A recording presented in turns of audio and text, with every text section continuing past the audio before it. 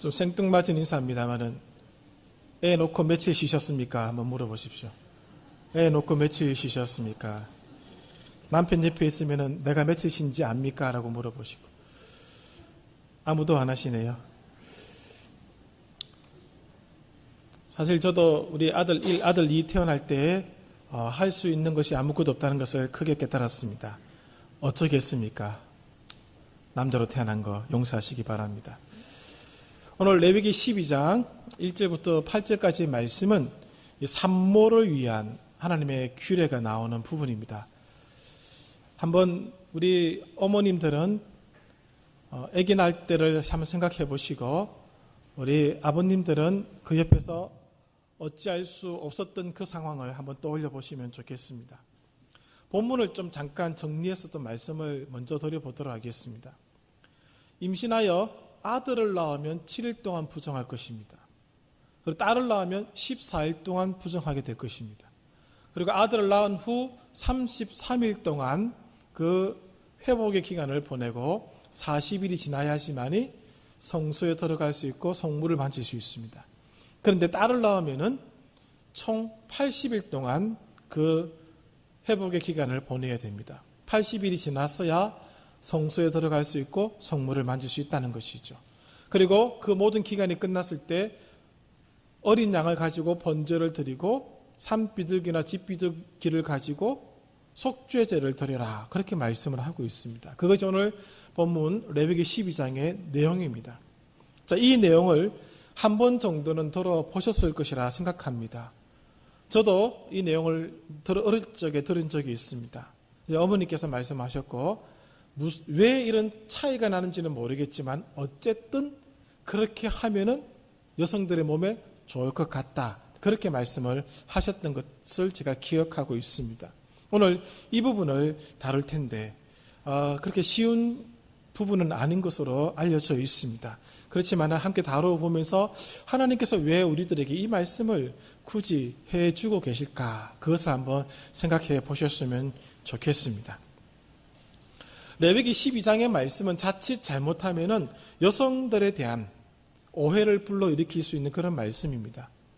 여성들의 지위나 본성에 관해서 오해를 불러일으킬 수가 있다는 것이죠. 그래서 다음과 같은 문제점을 대해서 지적을 하고 있는 것을 보게 되는데 그 첫 번째로 하나님께서는 우리들에게 창세기 말씀을 통해서 생육하고 번성하여 땅에 충만하라 그렇게 말씀을 하셨습니다. 그런데 출산을 한 여인을 향해서 부정하다 그렇게 말씀을 하시면은 그럼 출산 자체가 문제가 있는 것인가 라는 생각이 든다는 것이죠. 그런 오해를 불러일으키기가 딱 좋은 말씀이 레위기 12장입니다. 두 번째 생각할 수 있는 부분은 이것입니다. 아들을 출산했을 때와 딸을 출산했을 때 보내는 그 몸조리 기간이 다르다는 것이죠. 성차별을 말씀하시는 것인가 라는 생각이 들지 않습니까? 언뜻 딸을 낳은 것이 죄인인가 라는 생각이 들지 않습니다. 왜 근데 이런 뉘앙스를 풍기는 말씀을 하시는지 하는 것이죠. 세 번째는 정결의 기간, 몸조리 기간을 보낸 후에 번제를 드리는 것은 이해할 수가 있습니다. 번제의 목적은 감사할 일이 생겼을 때, 기쁨의 일이 생겼을 때 드립니다. 그런데 왜 속죄제 제사는 드리라고 하시는지 그 까닭이라는 것이죠. 거기에 대한 의문이 생기는 것입니다. 그래서 그 의문점에 대해서 또 생각해 보면서 이 본문의 말씀을 접근해 보고자 하는 것이죠. 이 레위기 12장을 이해하기 위해서는 먼저 가지고 있어야 될 전제들이 몇 가지 필요한데 첫 번째는 이것입니다. 레위기 12장의 논점은 출산에 있지 않습니다. 출산의 목적을 두고 얘기하는 것이 아니다는 것이죠. 그러면 많은 문제가 해결됩니다. 출산 시에 몸에서 분비물이 나오게 되어 있습니다. 그 분비물 때문에 다룬다는 것이죠. 그런데 레위기 15장을 보시면은 오늘 각종 사람의 몸에서 나오는 그런 분비물들이 있습니다. 그 분비물을 다루는 것이 레위기 15장인데 굳이 12장을 할당하여서 이 출산과 관계된 분비물을 다루는 이유가 어디 있느냐라고 하는 부분이죠. 그냥 15장에서 같이 다루어도 괜찮습니다. 그런데 굳이 12장을 따로 떼어서 다루겠다는 것이죠. 그래서 주석을 보면은 레위기 12장, 그 다음에 15장, 13장, 14장 그런 식으로 주석을 쓴 분의 책이 있습니다. 왜? 12장과 15장이 같은 맥락의 얘기를 하고 있기 때문에 그런 것이죠. 그것을 먼저 생각하시면은 오늘 이 12장의 문제의 절반이 해결될 수 있습니다. 두 번째는 오늘 이 출산과 관계된 정결함, 부정함은 제사 제도의 문맥에서 읽혀서야 된다는 것이죠. 제의적인 관점에서 이 정결과 부정의 문제를 다루는 것이지 출산과의 관계에서 다루는 것은 아니다라고 하는 것이죠. 우리 어머님들이 아기를 낳으시면은 그냥 순풍 놓고 그 다음날 나가가지고 또 일할 수 있는 그런 몸이 아니지 않습니까?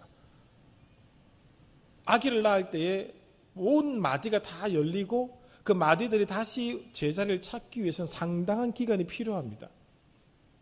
그리고 몸이 정상적인 상태에서 아기를 낳음으로 비정상적인 상태로 들어가게 되는 것이죠.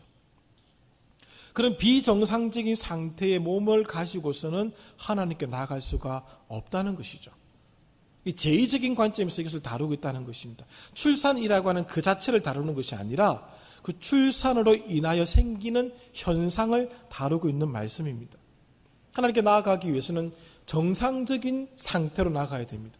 비정상적이고 불편한 몸의 상태로는 하나님께 나아갈 수가 없다는 것이죠.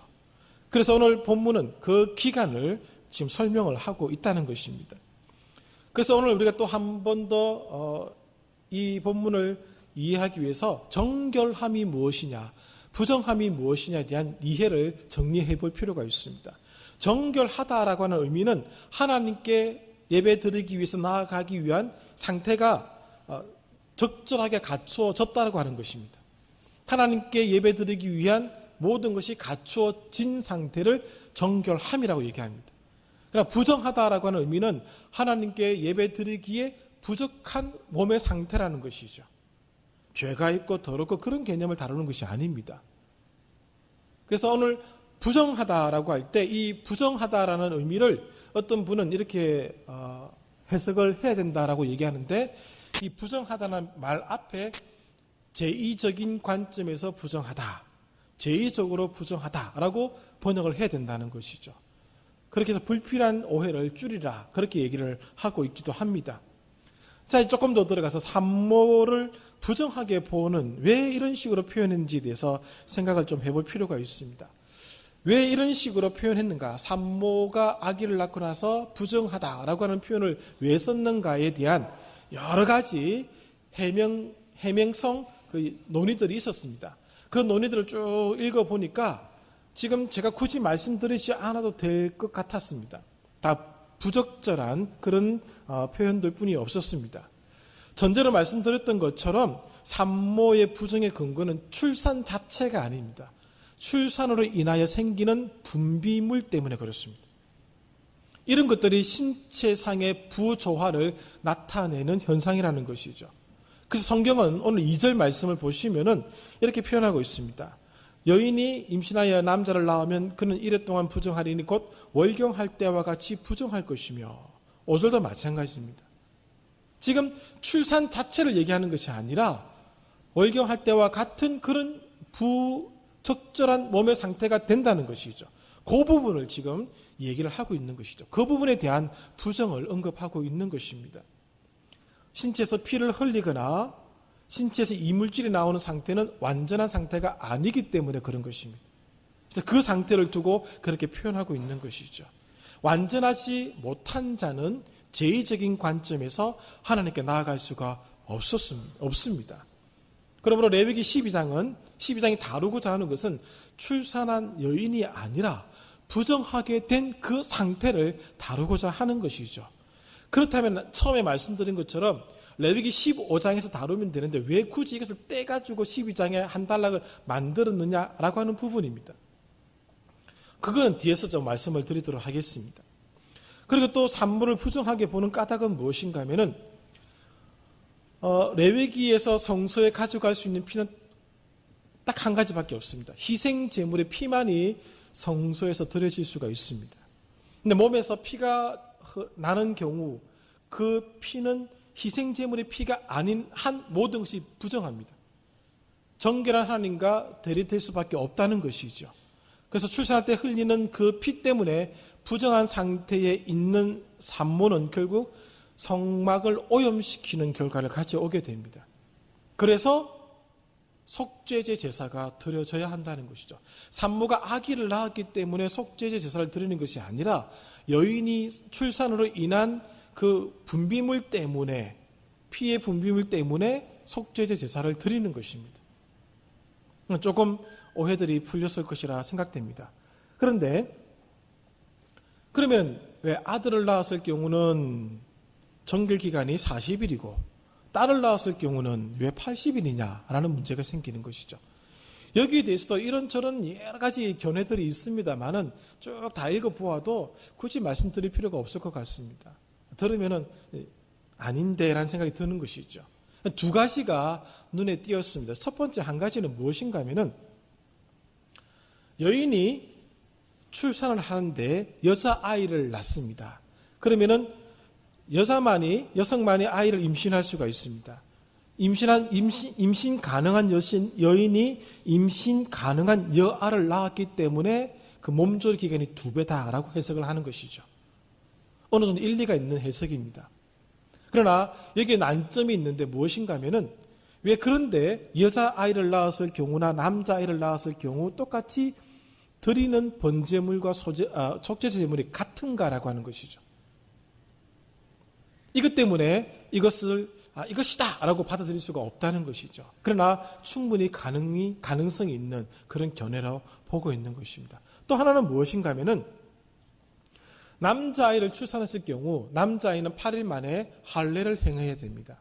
할례를 행하기 위해서는 어머니가 그 할례식에 참석을 해야 됩니다. 그러면은 빨리 몸조리 기간을 단축시켜야 된다는 것이죠. 할례 때문에 본래의 그 몸조리 기간이 단축되었다는 것이죠. 그렇게 주장하시는 분이 계십니다.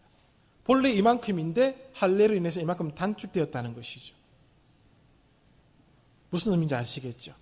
그렇기 때문에 남자아이의 경우와 여자아이의 경우 여성이 몸조리하는 기간이 다르다라고 보는 것입니다.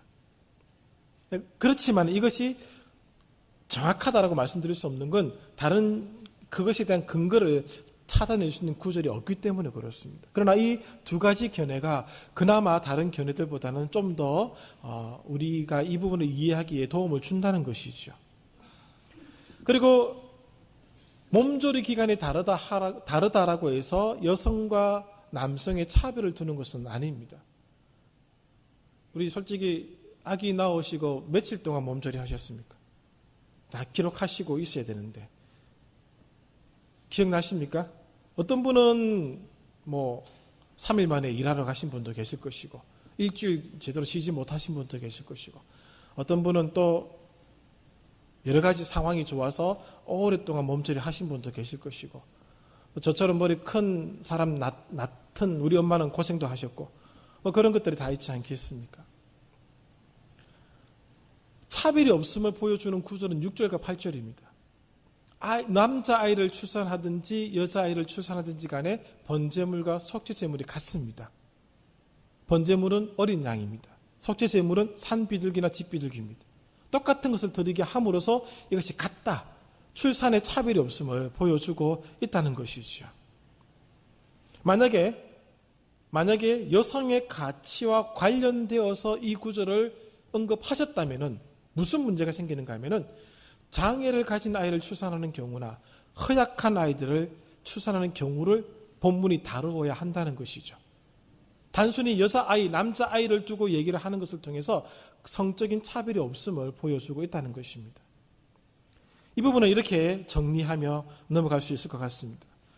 출산은 매우 위험한 순간입니다. 오늘날은 워낙에 의학이 발달하여서 의사들의 도움을 받아서 아기를 그나마 생명에 큰 위험 없이 낳을 수 있지만은 옛날에는 그렇지 않지 않습니까? 집에서 혼자 아기를 낳을 때는 얼마나 위험합니까? 산모나 아이의 생명에 위험이 생길 수 있습니다.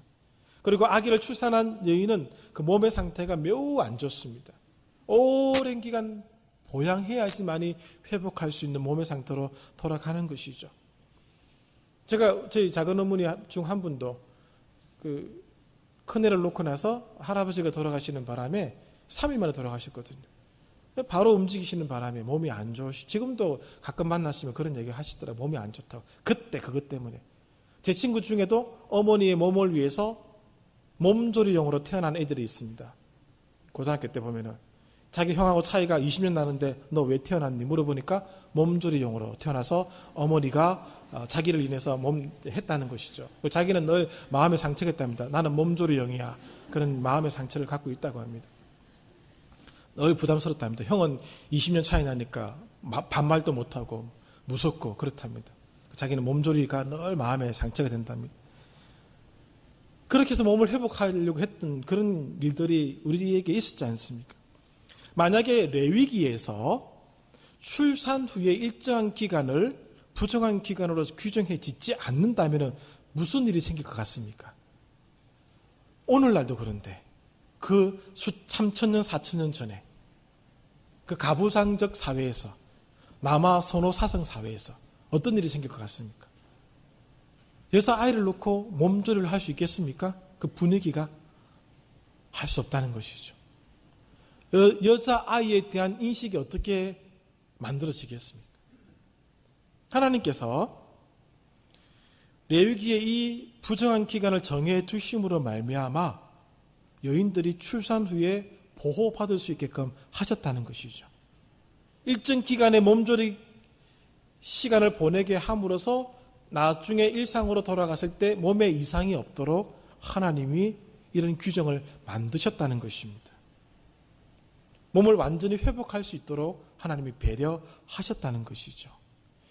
레위기가 출산한 여자를 부정하고 취약한 상태라고 선언하게 되면은 이스라엘 공동체는 그 법에 따라서 산모를 보호해야 됩니다.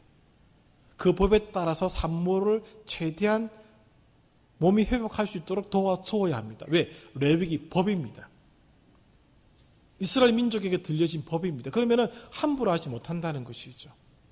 그가 여자를 낳았든 남자를 낳았든 그가 가난한 집의 여인이든 상관없습니다. 법이 그렇습니다. 법이 반드시 그들에게 일정 기간의 몸조리 기간을 보장하라는 것이죠. 하나님이 여인들을 향한 배려심을 보여주었던 것입니다. 그래서 저는 이렇게 해석을 합니다. 왜 40일, 80일이냐라고 볼 때에 이것이 맞다 그런 의미는 아니고 그렇다면 최소 40일은 몸조리할 수 있습니다. 그리고 최대 80일까지 몸조리를 할 수 있다는 것이죠. 그 기간 안에 적어도 한 달 이상부터 석 달 정도까지는 몸을 회복할 수 있는 기간으로 삼을 수 있다는 것이죠. 그것은 이 레위기법을 지키는 모든 이스라엘 공동체의 여인들에게는 보장된 기간입니다. 그렇게 함으로 하나님이 그 당시 여성들을 지키고자 하셨다라고 하는 부분입니다. 그것을 증명하는 구절이 또 있어야 되지 않겠습니까? 7절을 보십시오. 7절 하반절 이는 아들이나 딸을 생산한 여인에게 대한 규례니라. 제가 다시 읽어보겠습니다. 이는 아들이나 딸을 생산한 여인을 뭐라 합니까? 산모라 합니다. 산모. 산모에 대한 규례니라. 산모에 대한 율법입니다. 이것은 반드시 이스라엘 공동체가 하나님의 명령으로 지켜야 될 내용들이다라고 하는 것이죠. 그러므로 여인이 출산했을 때에 나오는 그런 분비물 때문에 제의적인 관점에서 부정하다라고 한다면 15장에 넘겨서 하면 되는데 왜 12장의 이 한 부분을 할당하여 말씀하고 있는가 하면은 산모만을 위해서 하나님께서 이렇게 생각하신다는 것을 보여주기 위해서 이 부분을 뗀 것입니다. 그래서 제목을 산모를 위한 배려라고 한 것이죠. 처음에 산모를 위한 율법이라고 할까 하다가 그 율법을 주신 목적은 산모를 위한 배려가 들어가 있기 때문에 제목을 산모를 위한 배려라고 결정을 한 것입니다. 하나님이 지금 그 가부장적 사회 속에서 살아갈 수밖에 없었던 딸을 낳으면은 우리도 다 그렇지 않습니까? 괜히 좀 눈치 받는 그런 시절이 있었지 않습니까? 지금은 아들 낳으면 다 눈치 받지 않습니까? 어떻게 살아가려고 저렇게 아들만 순풍순풍 낳았는지. 같이 등산하는 선배들이 있는데 큰형 아들 하나, 둘째형 아들 둘, 셋째형 아들 둘, 저 아들 둘. 그 학번은 전부 다 한 명 빼고 다 아들입니다. 그 학번 동기가 저주받은 학번이라고 자기들이 얘기하더라고요. 근데 옛날에는 안 그렇지 않습니다. 저희 아버지 칠형제이시거든. 어깨에 힘 빡 넣고 지금 보면 비참한 구조인데 그런 사회 속에서 여인들이 여자아이를 생산했을 때에 하나님의 배려가 없으면 얼마나 힘들겠습니까? 하나님의 깊이 있는 배려가 오늘 12장을 통해서 나타나는 것이죠. 15장에 집어넣어서 끝나버리면 산모들은 좋은 남편, 좋은 시댁을 만나지 않는 한 이렇게 몸을 회복할 수 있는 기간을 가지지 못한다는 것이죠. 법으로 정해주신 것입니다. 그 다음에 문제가 속죄제의 문제입니다. 왜 속죄제가 들어갔는가? 앞에서 조금 언급을 해드렸습니다만은 죄로 인한 속죄제 제사를 드릴 때는 순서가 있습니다. 먼저 속죄제 제사를 드리게 되어 있고 그 다음에 번제를 드리게 되어 있습니다. 근데 오늘 보십시오. 6절 아들이나 딸이나 정결하게 되는 기한이 차면 그 여인은 번제를 위하여 1년 된 어린 양을 속죄제를 위하여 집비둘기 새끼를 먼저 번제가 나온다는 것이죠. 순서는 굉장히 중요합니다. 번제는 기쁨과 감사를 표현하는 제사입니다. 하나님이 나에게 기쁨을 주셨으니까 그것에 대한 반응을 한다는 것이죠. 속죄제 제사를 드린 이유는 그 까닭입니다. 피를 흘렸기 때문에 그렇습니다. 오늘 7절 다시 보십시오. 제사장은 그것을 여호와 앞에 드려서 그 여인을 위하여 속죄할지니 그리하면 산혈이 깨끗하리라. 만약에 속죄제 제사가 우리가 알고 있는 속죄제 개념의 제사라면은 이렇게 표현하셔야죠. 죄가 용서받았느니라. 죄가 사하여졌느니라. 그렇게 하셔야 됩니다. 그런데 오늘 이 말씀은 그리하면 산혈이 깨끗하리라. 용서받았다고 하지 않습니다. 산모의 죄나 출산 과정에 문제가 생겨서 속죄제 제사를 드린 것이 아니라 오늘 출산 시에 나왔던 그 분비물인 피 때문에 피가 흘려졌기 때문에 그것에 따른 속죄제 제사를 드린 것입니다. 출산 그 자체가 아닙니다. 출산으로 인한 생긴 것을 해결하기 위해서 속죄제 제사가 드려졌다는 것입니다. 그리고 레위기를 보시면은 그냥 읽으시면서도 느끼시는지 모르겠습니다만은 7절로 끝났으면 참 좋겠다는 느낌이 안 드십니까? 그리고 8절이 6절 속에 포함되든지 6절과 7절 가운데 들어가든지 8절의 말씀은 그 여인이 어린 양을 바치기에 힘이 미치지 못하면이라는 표현이 나옵니다. 가난한 집의 여성들은 이렇게 할 수밖에 없다는 것이죠. 굳이 하나님께서 7절까지 다 말씀하시고 8절을 또 언급해 주시는 것은 그만큼 가난한 가정의 여인들을 향한 하나님의 배려가 여기 더 첨가되어 있다는 것을 보게 해 주는 것입니다. 오늘 이것이 우리들에게 주는 메시지가 있습니다. 레위기 12장은 산모를 위한 율법입니다. 그래서 7절에 아들이나 딸을 생산한 여인에 대한 규례다 이렇게 말씀을 하고 있습니다. 레위기법으로 산모와 아기를 보호하지 않는다면 그 산모와 아기는 굉장히 힘든 시간을 보내야 한다는 것이죠. 특별히 여자아이를 생산한 산모는 괜히 뭔가 찝찝한 그런 시간을 보내야 되고 그냥 몸 편안하게 그 시간을 보낼 수가 없습니다. 그러나 법으로 정해졌기 때문에 이스라엘 공동체는 그 법을 따라야 한다는 것이죠. 신학적으로는 부정하여 일정 기간 동안 격리되어 있어야 하지만 출산으로 인한 회복의 기간을 확보함으로써 하나님은 여성들에게 건강을 회복할 수 있는 시간을 주셨던 것입니다. 이쯤 되면 우리 엄마들은 아멘 좀 하셔야 되는데 애 하나 더 낳고 하시겠습니까? 비가 오니까 잘 웃지도 않는군요. 이 출산에 관계된 것을 레위기법으로 규정을 할 때야 가난한 산모들도 쉴 수가 있습니다. 그렇지 않으면 못 쉽니다. 다 알고 계시지 않습니까? 지금 우리 권사님들의 어머니 세대를 한번 생각해 보십시오. 저한테는 할머니 세대. 언제 아기 낳았다고 쉬고 그렇게 했습니까? 눈치 보다가 나갔죠. 또 여자아이를 낳으면 더 눈치 보다 나갔죠. 남자아이 쌍둥이를 한 2명 낳으면 또 모를까. 그게 얼마나 힘들었겠습니까? 3,000년, 4,000년 전 얘기입니다. 하나님이 법으로 정해주시지 않으면 힘들다는 것이죠. 또 가난한 자들에게도 마찬가지죠. 예수님의 어머니 마리아가 예수님을 낳고 난 뒤에 누가복음 2장 24절 산비둘기 2마리와 어린 집 비둘기 2마리를 번제물과 속죄제물로 드렸습니다. 가난하셔서 그렇게 하셨던 것이죠. 이 레위기법은 12장은 산모를 위한 하나님의 따뜻한 마음입니다. 그렇다면 하나님이 산모를 이렇게 생각하신다는데 이스라엘 공동체는 어떻게 해야 되겠습니까? 지금 레위기 말씀을 항상 머릿속에 두셔야 될 것은 이것은 제사장들에게 말씀하신 것이 아닙니다. 제사장들에게 말씀하신 부분은 6장과 7장 뿐입니다. 나머지는 이스라엘 공동체 전체에게 다 말씀하셨습니다. 그러면 이 말씀을 지금 이스라엘 백성들 다 듣고 있습니다.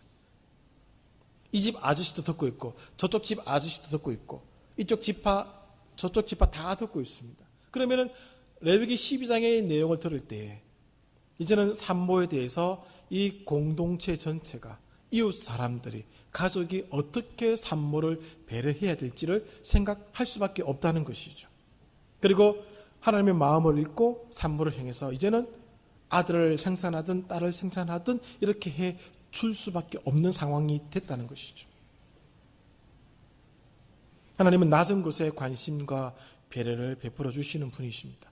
그래서 낮은 곳에 오시는 것이 어색하지 않으셨던 것이죠. 관심이 필요한 곳에 관심을 주셨고 또 사람들이 배려해야 될 곳에 먼저 배려하셨던 것이죠. 그래서 12장을 뚝 떼서 산모를 위한 규례로 보여주시고 말씀하고 있는 것입니다. 하나님의 마음은 이렇게 항상 낮은 곳을 향해 계신 것이죠. 집에 돌아가셔서 억지로 자식들에게 고맙다는 말을 얻어내시기를 바랍니다. 고맙지?